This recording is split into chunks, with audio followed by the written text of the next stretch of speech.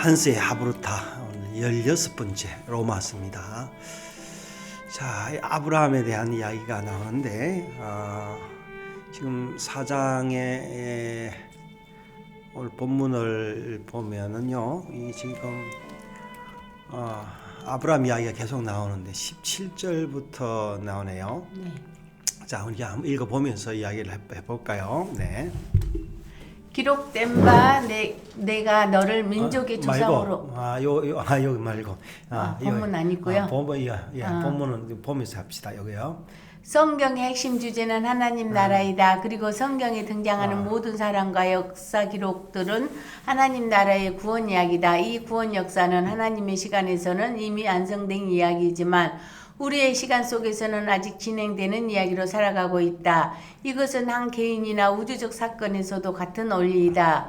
구원 역사의 완성과 진행, 그리고 이 구원 역사에서의 하나님과 사람과의 관계는 영원의 시간까지는 긴장 상태이다. 성도와 교회는 은혜와 진리로 신실하게 주관하시는 인생 무대의 감독이신 하나님을 신뢰하며 인생 광야를 걸어가면 된다. 그럼에도 또 다른 길을 걸어가는 사람들도 많이 있을 것이다. 자, 하나님께서 사람을 만들 때 이제 자유의지를 주셨어요. 선악과를 알게 하고 다 먹을 수 있도록 또 했는데, 이제 그래서 계속 우리는 이게 이 짐승이 아닌 이상은 이런 어떻게 보면은 이 자유의지 때문에 이제 긴장 이런 게 있죠. 네. 예수님이 우리의 감독이시네요. 감독. 네.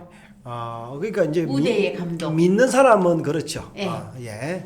아브라함은 창세기 11장 26절에 처음 등장하여 창세기 17장 5절에는 열국의 아비라는 아브라함으로 개명되었고, 이후에도 아브라함의 이름은 신약 성경까지 꽤 많이 등장한다. 평범한 사람으로 출발하지만 놀랍게도 유대인들에게는 아브라함을 민족의 조상으로, 그리스도인들에게는 믿음의 조상으로 불리고 있다. 로마서를 통해 바울은 믿음으로 이루어지는 하나님의 의를 증거하기 위해 옛 조상 아브라함을 등장시켜 증거하고 있다. 우리가 성경을 읽을 때 하나님의 의도, 목적, 계획, 뜻을 따라 읽는 것이 가장 중요하다. 이런 관점에서 성경에 등장하는 역사적 인물과 사건의 목적은 무엇인가? 성경 독자들이 하나님께서 의도하시는 관점을 벗어나면 인물들의 역사 기록을 통하여 이 인물들이 이룩한 인간적 업적을 찾고 이들의 행함을 본받는 원리를 찾게 된다. 그러나 성경은 성육신한 예수 그리스도를 제외한 아브라함을 비롯한 모든 사람을 통하여 이들을 본받기 위함이 아니라 하나님의 목적을 보여주기 위함을 분명히 알아야 한다.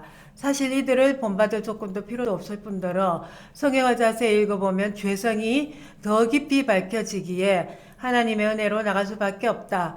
만약 아브라함이 그의 독자 이삭을 바치는 사건을 어떻게 적용할 것인가? 본받으라는 것이 아니라 이 사건을 통해 보여주시는 십자가와 부활의 은혜를 믿음의 눈으로 보라는 것이다.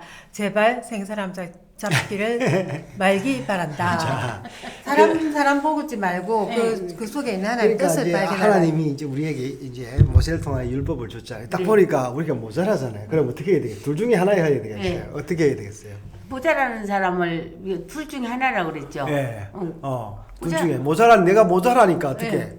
너 노력할 것인가? 아니면은 노력을 해서 노력해도 모자라는 안 걸 돼요. 채워야 되지 않겠어요? 이제 그게 율법주의예요. 네. 그게 율법주의. 그게 율법. 노력해도 안 되니까 노력해도 우리가 안 다른 되면은, 관점을 찾아야 그렇죠. 되는 거죠. 그러니까 하나님의 은혜와 자비가 필요한 거죠. 그렇군요. 예. 자, 만약 아브라함 속에서 자아가 발전된 하나님의 의가 발견된다며 로마서를 비롯하여 모든 성경을 기록할 필요도 없을 것이다.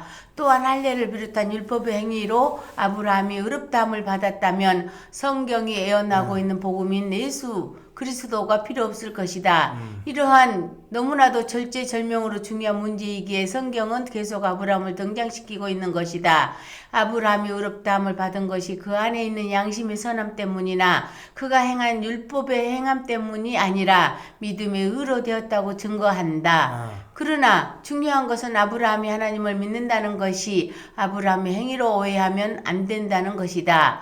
아브라함의 믿음은 아브라함이 작동하는 행위의 결과가 아니다. 하나님께서 미리 정하시고 부르시고 의롭다 하시고 영화롭게 하셨기 때문이다. 자, 그리고 여기도 마찬가지죠. 그러니까 네. 아브라함이 뭐를 해서 그런 게 아니라 네. 하나님이 불렀어. 예. 예. 우리가 아버지 집에 거할 수 있는 이유가 뭐예요? 잘했어서 거합니까? 아니요. 예. 아버지의 자식이니까. 그러니까 이 자식들이요 좀 잘하고 우리도 어릴 때 뭐 하나 했다 네 했죠 이제 그러면서 지금도 그래요. 예. 예. 오늘의 성도나 교회가 예수를 믿는다고 고백할 수 있는 것은 결코 나의 실력이나 공로 때문이 아니다. 내가 누리는 예수 믿음의 은혜를 한번 깊이 묵상해 보라. 창세기에 기록된 아브라함 이야기를 보면 사실 아브라함은 의심과 불신 투성이임을 우리는 알고 있다. 하나님께서 아브라함을 민족의 조상으로 부르셨고 은혜를 부으셨기에 아브라함은 열린 마음으로 말씀을 따라갔다. 아브라함이 바랄 수 없는 중에도 언약의 아들에 관한 약속의 말씀을 의심 없이 믿고 받아들인 것은 하나님의 은혜가 아브라함에게 임했기 때문이다. 맞죠? 예. 사실 로마의 기록도 의심하지 않았다를 수동형으로 기록하므로 아브라함이 의심하지 않았다는 것이 자기 속에서 나오는 열심이 아니라 하늘에서 내리는 은혜로 의심할 수가 없었다라는 말이다. 이제 우리 믿음조차도 누구 것이라고? 하나님이 주신 선물이 예, 그렇죠. 결국에는 왜 선물입니까? 우리가 믿을 수 있는 환경을 주었기 때문에 우리가 믿는 거거든요. 네. 그 불신의 환경에 있으면은 우리가 이제 불신을 갖게 되죠.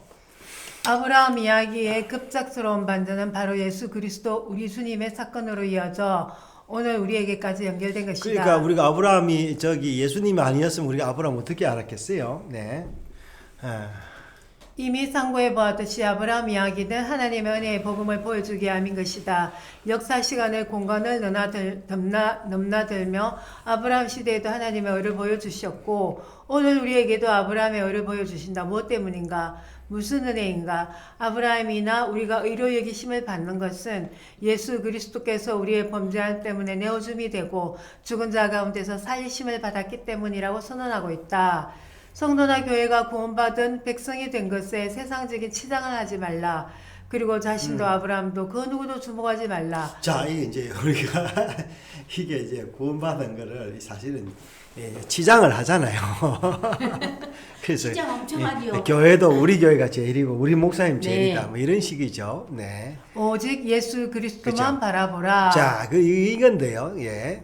오직 예수 그리스도의 십자가와 부활만이 유일한 구원의 근거요 그리스도인의 자랑이다. 그러니까 이제 우리가 바울 서신을 보면은 이제 계속 그런 이야기가 나옵니다. 내가 아니라 은혜로 해야 된다. 저 같은 예. 경우는 얘기를 하다가 자기는 모태신앙이라 그러면 할 말이 난 없어지더라고요. 그렇죠. 네, 본의 아니게 위축이 되는 것 같아요. 그렇지. 지금도 우리는 유대인인데 이제 네. 그런 게 있죠. 그래서 우리가 이제 정인인 아브라함을 통해서 이렇게 보면은 아브라함도 하나님의 은혜로 된 사람이에요. 우리 역시도 마찬가지. 그래서 오늘도 우리 디모데서 읽었는데 디모데서 뭐라 해서 은혜 속에서 강해라 그러잖아요. 네. 강하려면 어떻게 해야 돼요? 은혜가 아니라 뭐 세상에 뭘 무장해야 되는데 하나님 말씀의 그 은혜 선물을 가지고 자비로 강해라 이제 그 말씀이에요. 자, 우리가 복음의 정인인 아브라함의 그 우리 한서의 글을 읽었습니다. 계속해서 한서의 글이 깊어지고 있고 때로는 또 이렇게 재미가 없는 듯 하면서도 또 깊은 말씀이 있는데 계속 아름다운 묵상 부탁드립니다.